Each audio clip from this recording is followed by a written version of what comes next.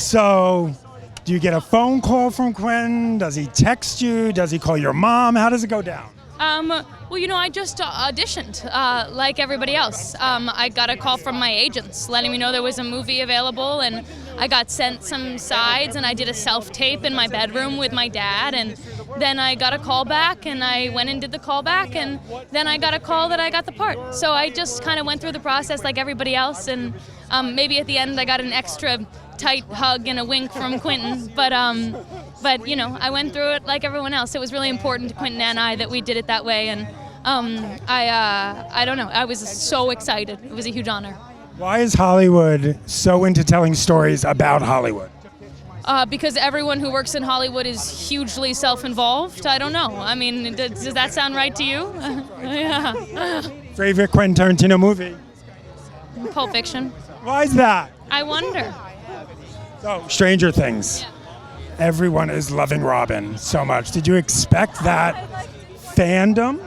Not at all. I loved Robin, and I gave her everything I had, and I tried to make her as human and like multi-dimensional as I could, and I wanted people to love her, but I honestly, when you bring a new character onto a TV show that is already so beloved, it's very rare that it's received that well, and so I count my lucky stars, and I'm so grateful that people fell in love with Robin the way that I did.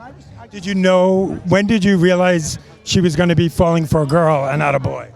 Well, she doesn't fall for a girl within the show. She just doesn't fall for a boy and comes out to him. I don't know, the Duffer Brothers and I and Sean Levy had a lot of conversations throughout shooting, and it wasn't really until we were shooting episode 4 and 5, I think, that we made the final decision. It was kind of a collaborative conversation, and I'm really, really happy with the way that it went. Have you heard from queer kids already? I'm not super active on social media, but I have seen some posts and some things, and I couldn't. My dream in terms of what impact that would have is that show. Anyone can go on TV and find a show that's about them, but when you have a really mainstream show that's in everybody's living room, it's in people's living rooms in the middle of America, in other countries, in the coasts, it's everywhere, and so. And the wonderful thing about telling stories is sometimes we can have empathy for people on screen that we wouldn't normally have empathy for in life. And so if I can hope for anything is that maybe some people fell in love with Robin, and that helped them fall in love with girls who love girls and boys who love boys. And So Leo and Brad, tell me about what do they like on set?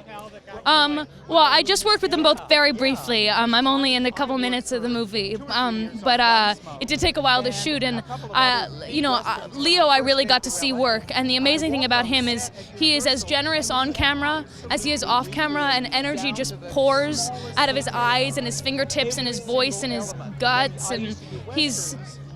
Whether he's on camera or not. And it's an amazing thing for someone at that level to be that generous. It's very rare, and it's really inspiring. So, What did your mom tell you before going to set? What did she say? I mean, she didn't really have to tell me anything, because I've been there. I was there on the set of Kill Bill, and I've been there in the mix, for a little while now.